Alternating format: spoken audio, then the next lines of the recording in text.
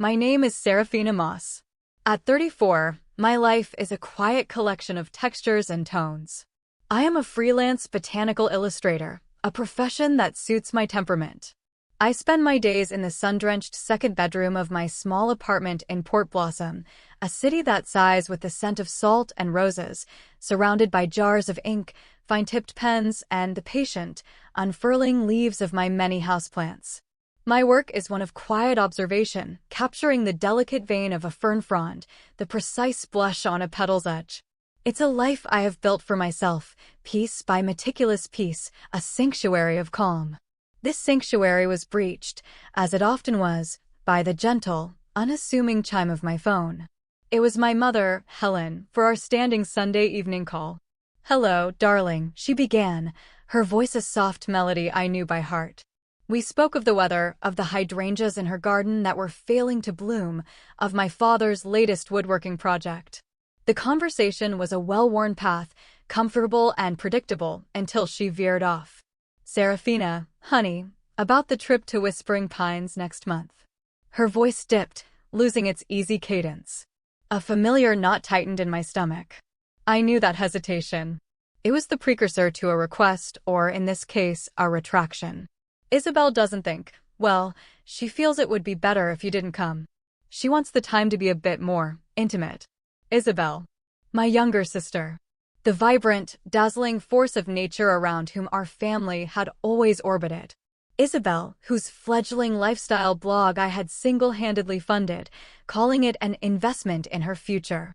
This was the same Isabel for whom I had just secured a week-long reservation at the Starlight Chalet in Whispering Pines, a breathtaking mountain lodge, meant to be the backdrop for a family reunion we'd never quite managed. "Intimate," I repeated.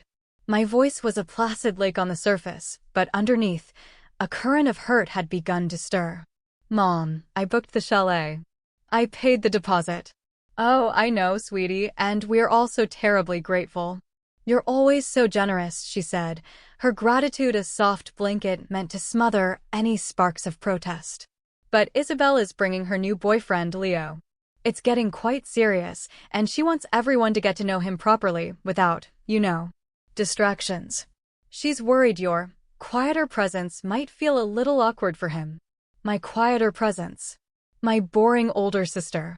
The subtext was as clear as the water in the mountain lake I now wouldn't be seeing. I sat in my studio, the late afternoon sun casting long shadows across my drawing board. On my screen was the booking confirmation for the Starlight Chalet. The deposit was $4,000, with another $4,000 due upon arrival.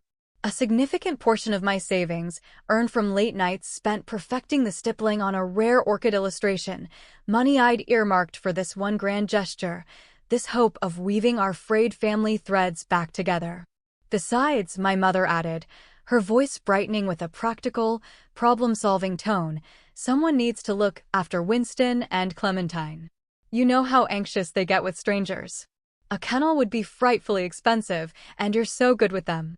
Winston and Clementine. Her two Persian cats. So, my role was defined: financier and cat sitter. Present enough to provide the means, absent enough not to disrupt the aesthetic. The irony was a bitter taste in my mouth. I murmured something non-committal and ended the call, the silence of my apartment suddenly feeling vast and empty. My phone buzzed almost immediately. A text from Isabel. "Mom told you, right? Please don't be weird about it. Leo and I are just trying to build a vibe, and your whole quiet artist thing doesn't really mesh with the curated mountain chic experience we're going for. T-checks for understanding. Love you. Leo." Her boyfriend of 4 months. His comfort was paramount. My inclusion was a distraction. Another buzz. "My father, Robert. Sweet pea, I know you understand. Your mother and I are counting on you to be the responsible one, as always. This is a big step for Isabel, and we want to give her our full support. You're the rock of this family. The rock. The foundation. The part of the house that's essential but entirely unseen." Isabel had always been the star, the one who shone. While I was winning quiet accolades in botanical art journals and building a respectable career from my solitary passion, she was collecting followers and brand partnerships. My parents attended every one of her launch parties and celebrated each milestone with effusive praise. They had, however, been terribly busy during my first small gallery exhibition. Driven by a dull ache, I opened the banking app on my phone. The chalet deposit was the most recent in a long, scrolling history of my generosity. There were the monthly transfers to Isabel for her business expenses. The funds I'd sent my mother for her extensive dental implant surgery, which she'd wanted before Isabel's next big event.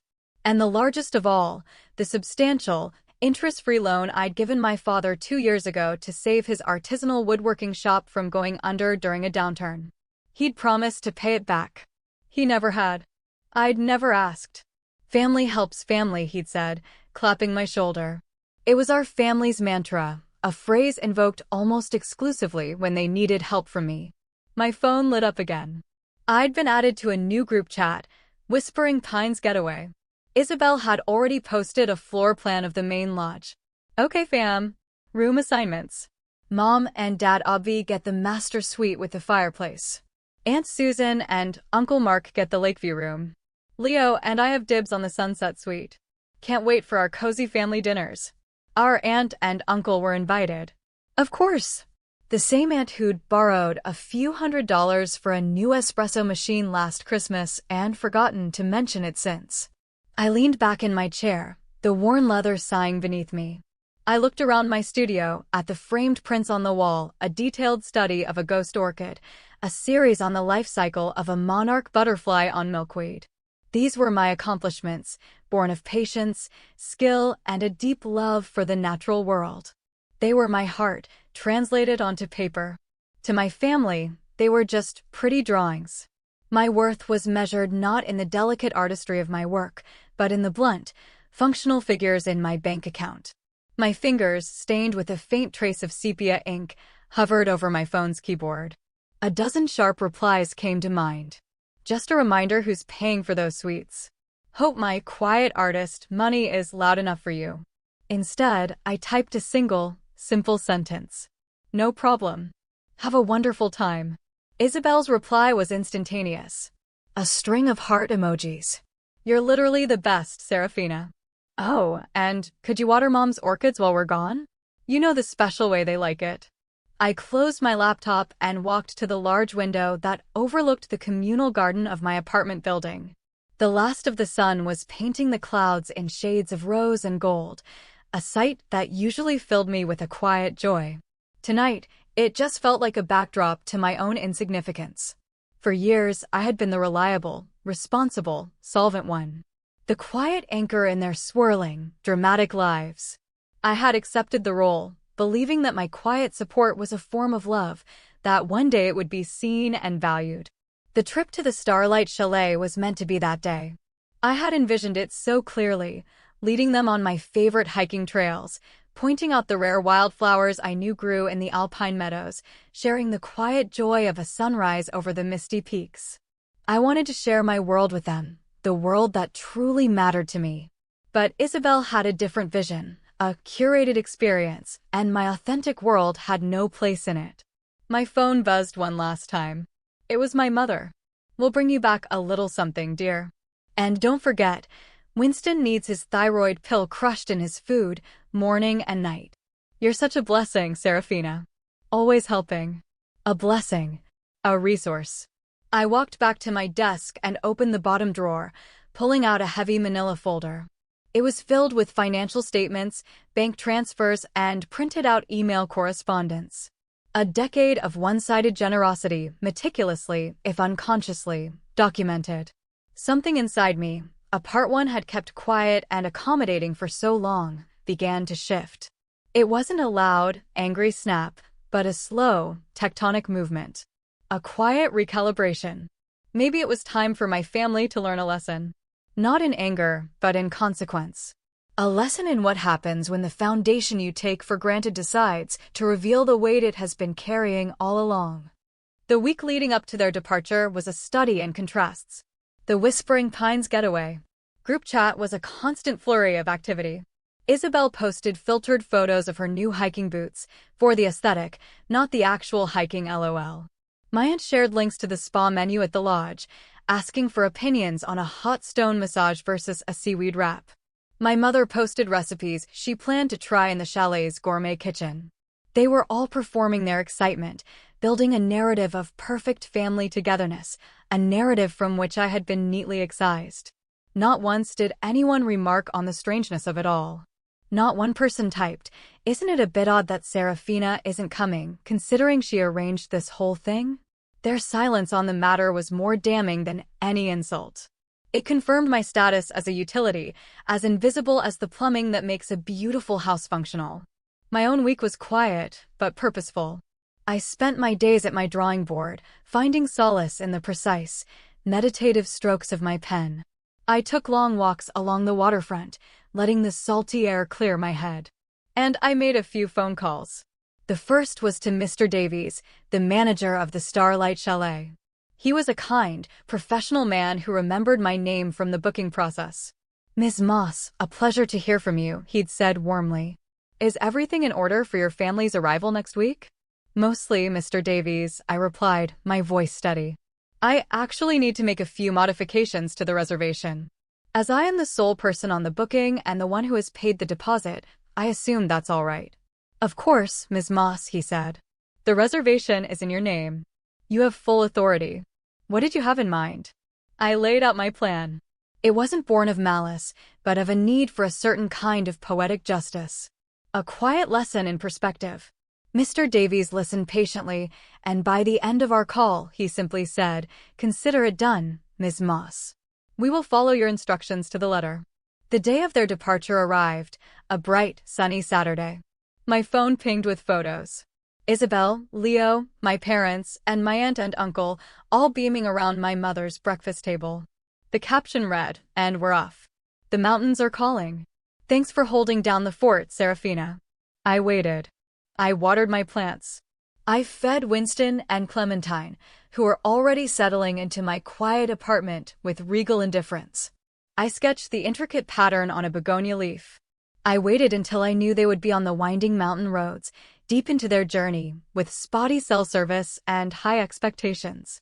Then I made one final, brief call to Mr. Davies to confirm everything was in place.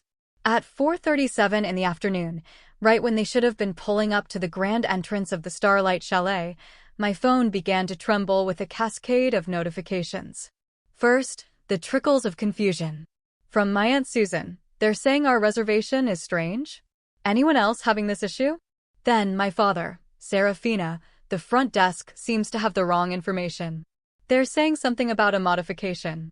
The confusion quickly curdled into frustration. This one was from Isabel, in the group chat, "WTF. They've put Leo and me in some tiny cabin in the woods. This is not the Sunset Suite. This is a nightmare." Finally, my mother called, her voice tight with panic. "Serafina? Thank heavens. There's been a dreadful mistake at the lodge. They're saying our reservation for the main chalet was changed. They're putting us in separate little cabins, all scattered around the property." Isabel is having a complete meltdown. She says her perfect trip is ruined. I sat in my peaceful studio, the gentle purr of Winston a warm vibration on my lap. I looked at my drawing of the begonia, its leaves a complex map of dark green and silver. "Oh, that's strange, Mom," I said, my voice infused with a calm she couldn't possibly comprehend. "What did the manager say?" "He was very unhelpful. He just kept repeating that the reservation was modified by the booking holder and only you could have authorized it. We tried to explain that we're family, but he wouldn't budge. Can you call them right now and sort this out? Please, honey. It's a disaster." I took a slow, deep breath, letting it fill my lungs. I thought of all the birthdays I'd spent alone because Isabel had a more important event. I thought of the art opening they'd missed. I thought of being called a rock, a blessing, a convenience. "Actually, Mom," I said, my voice as gentle as a watercolor wash, "the reservation is exactly as I modified it last week. I canceled the booking for the main lodge." A stunned silence stretched across the line. You what? Why on earth would you do that, Serafina?" "Well," I began, choosing my words with the same care I used to choose my pigments. Since I wasn't invited to the intimate family gathering, I assumed everyone would prefer more intimacy. So, I booked you 5 separate private cabins. The Pineside Cabins, I believe they're called. Each one is self-contained. You'll all have plenty of privacy. Isabel and Leo can build their vibe without any distractions. Aunt Susan and Uncle Mark can enjoy their solitude. You and Dad can have your own little retreat. It sounded like exactly what everyone wanted. But the family dinners. Isabel wanted us all together in the evenings. No, Mom, I corrected softly. Isabel wanted everyone she approved of together. There is a subtle but important difference. My phone buzzed with an incoming text from Isabel, a furious burst of capital letters. You did this on purpose. You ruined everything. Leo is so embarrassed. This isn't the luxury trip I promised him. I replied, but not to her directly. I typed it in the group chat for all to see. The Pineside Cabins are actually quite charming, and individually, they were more expensive than the lodge booking. Please consider it my gift. An upgrade to ultimate privacy. After all, family helps family, right? Aunt Susan chimed in. This is incredibly petty, Serafina. We would have loved for you to come, you just can be a bit much. A bit much. I smiled a small, sad smile. I opened the folder on my computer where I'd scanned the documents from my desk drawer. With a few taps, I attached a selection of them to the group chat, the bank statement showing the transfer for Isabel's blog, a copy of the check for Mom's dental surgery, the email chain with my father confirming the details of his workshop loan. My caption was simple. Funny, I wasn't a bit much when you all needed these things. My apologies if my quiet generosity has suddenly become too loud for you. The group chat fell utterly silent. The digital equivalent of a stunned, gaping intake of breath. Even Isabel, never at a loss for a sharp-tongued retort, had nothing to say. My mother was still on the phone, her voice now small and thin. Serafina, we didn't mean to make you feel. I know what you meant, Mom, I said, and the sadness in my own voice surprised me. It wasn't triumph I felt, but a profound sense of sorrow for what we had lost, or perhaps never had. You meant to have your perfect family vacation, funded by the daughter you didn't want there. You just didn't expect her to have a say in the matter. Now, you all have exactly what you asked for. An intimate trip. Enjoy your week. Don't forget to take lots of photos for the blog. I ended the call and finally switched my phone to silent, watching as the screen lit up again and again with their names. Winston shifted in my lap, stretched, and began to purr again, a small, rumbling engine of contentment. I walked back to my window. The city lights of Port Blossom were beginning to sparkle against the deepening twilight. On my coffee table lay a brochure for a place called Azure Lake, a quiet retreat 3 hours up the coast. I'd booked a small cabin there for myself for the following week. My family wanted intimacy. They were about to get 7 days of it. Just not the curated, cozy, all-expenses-paid version they had envisioned. They were about to experience the intimacy of their own consequences. The first few days of their intimate vacation were chronicled by a slow drip of resentment and guilt. My phone, which I checked only once a day, contained a litany of complaints. Isabel sent a short, shaky video of the tiny kitchenette in her cabin. Can't even make a decent flat white for Leo. The aesthetic is ruined. My aunt lamented having to walk 10 minutes in the crisp mountain air to get to the spa in the main lodge. My mother, ever the manipulator of emotion, sent a photo of 2 empty chairs at her small, 2-person bistro table. Look how much room we have. It's not the same without you, honey. I spent those days immersed in my own world. I finished the begonia illustration, losing myself in the rhythm of ink on paper. I visited a local conservatory, breathing in the humid, earthy air and filling a sketchbook with rough drafts of pitcher plants and tropical flowers. The peace was profound. It was a silence not of loneliness, but of solitude, a space where my own thoughts could finally be heard. On the 3rd evening, as I was enjoying a glass of chilled Sauvignon Blanc on my small balcony, my father called. I let it ring for a while before answering. "Sweet pea," he began, his voice smooth and placating, the one he used when he was about to ask for a big favor or apologize for a significant mistake. "I think we all got off on the wrong foot here. Did we?" I asked, swirling the wine in my glass. "Yes. Isabel, she feels just awful. She's a sensitive girl, you know. She didn't mean for it to come across that way. She just wanted everything to be perfect for Leo. Perfect for Leo, I repeated softly. A man she's known for a few months. His comfort was more important than the feelings of your daughter, who has supported this family for a decade. The silence on his end was heavy with unspoken truth. You know, Dad, I continued, my voice still quiet. I was organizing my financial files last week. It's amazing what you find. I came across the paperwork for that loan you needed for the workshop a couple of years back. The one you told Mom the bank gave you. Serafina, that's in the past. His voice was strained. Is it? Because I don't think you ever told her where that money really came from. It wasn't just my savings, Dad. It was my house fund. I had a down payment saved for a little cottage with a garden, just outside the city. I put my own dream on hold to save yours. And in return, I get uninvited from a family vacation. More silence. I could almost hear him struggling, the gears of his charm and pragmatism grinding to a halt against the hard, cold facts. Don't sweet pea me, Dad, I said, preempting his next attempt.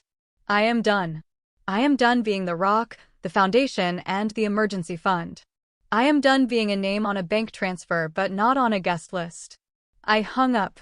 The feeling was not of anger, but of release. A heavy, invisible weight I hadn't even realized I was carrying had been set down. Later that evening, an email appeared in my inbox. The sender was Leo, Isabel's boyfriend. The subject line was simply, I'm sorry. Hi Serafina, the message began. I feel I need to reach out. I overheard Isabel on the phone with your dad earlier, and I've pieced together what's really going on. She told me her parents were treating us to this trip.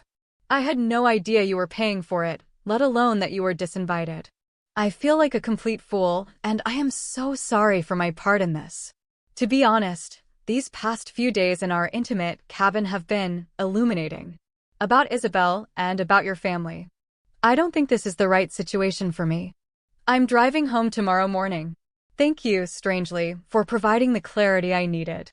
I closed the email and a slow smile spread across my face. It wasn't a smile of victory, but of a strange, cosmic alignment. The truth, it seemed, had a way of finding the light, even in a dark, pine-scented cabin. Predictably, the next morning my phone was a firestorm of dramatic texts from Isabel. Leo had left her. He'd abandoned her in the middle of nowhere. It was all my fault. If I hadn't been so petty and selfish, they would have been in the beautiful sunset suite, and he never would have left. My mother tried to mediate. If we had all been together in the lodge, we could have supported her through this. This is what happens when family is pulled apart. I typed a single reply into the group chat. Or maybe, if you had raised your daughter to be grateful and kind instead of entitled and manipulative, she would be capable of keeping a good man around. The silence that followed that message lasted for the rest of their trip. On the day they were due to return, I was packing my own small bag for Azure Lake. My car was filled with art supplies, hiking boots, a few good books, and a cooler with cheese and wine. I was humming along to the radio when the doorbell rang. It was my mother, looking smaller and more tired than I had ever seen her. In her hands was the carrier with Winston and Clementine. The cats missed you, she said, her voice thin and reedy. She wouldn't meet my eye. I'm sure they did, I said, taking the carrier from her. I set it down and the cats immediately began to meow. Just like you all miss my bank account when it's closed for business. She flinched, a small, pained motion. We deserved that. We deserved all of it. She finally looked at me, and her eyes were filled with a weary sorrow. Isabel has been unbearable since Leo left. Your aunt and uncle aren't speaking to us because your father snapped at them about the loan. And your father, he finally told me. About your house fund. About the cottage. I leaned against the door frame, my arms crossed. I didn't make it easy for her. I just waited. Do you know what hurts the most, Serafina? She asked, her voice cracking. I thought she was going to talk about Isabel's heartbreak or Dad's shame. Instead, she said, it's knowing that you have this whole other life, this talent, this passion, and we never once took the time to truly see it. We saw the results of it, the money, but we never saw the part of you that mattered. We never saw you. Tears began to trace paths down her cheeks. Can we fix this? Can we start over? The hardness in my chest softened, just a little. Maybe, I said, and the word held a world of possibility and caution. But not with grand gestures or expensive trips. It starts with small things. It starts with respect. It starts with seeing me as your daughter, not as your solution. She nodded, wiping her eyes. Your father, he showed me the brochure for your trip to Azure Lake. He said you were going to do some drawing. She took a shaky breath. Your illustrations, they're beautiful. I'd like to see them sometime. I'd like you to tell me about them. It was a tiny seed, planted in the scorched earth of our relationship. It wasn't a forest, but it was a start. The following week, I was in my cabin at Azure Lake. It was small and perfect, with a wide window that looked out over the still, blue water. The air smelled of damp earth and cedar. In the mornings, I watched the sun rise, painting the lake in strokes of pale pink and shimmering gold. I hiked for miles. I filled my sketchbook with drawings of moss-covered stones and the intricate bark of ancient trees, and I felt a sense of peace that was deep and resonant. On the last day, I took a photograph of the sunrise over the lake and posted it online. I didn't add a caption. It didn't need one. Within an hour, I saw that Isabel had unfollowed me. I felt a pang, not of hurt, but of simple finality. Some things could not be fixed. My aunt posted a passive-aggressive comment about how nice it must be to flaunt a solo vacation, which I simply ignored. But then, a notification appeared that made my breath catch. It was a comment from my mother. That's a beautiful view, honey. I hope you're having a peaceful time. I would love to see the drawing you make from it. I looked from my phone screen to the vast, beautiful landscape before me. The family I had was not the family of my dreams, the perfectly staged photograph I had tried so hard to create. It was messy and broken and complicated. But for the first time, there was a glimmer of something real. Something honest. I picked up my pen, opened my sketchbook to a fresh page, and began to draw. I was no longer the unseen foundation, the quiet resource. I was the artist, the narrator of my own story, finally creating a life whose beauty was entirely my own. And in the quiet solitude of the cabin, surrounded by the patient, steadfast beauty of the natural world, I felt truly, deeply, and irrevocably free.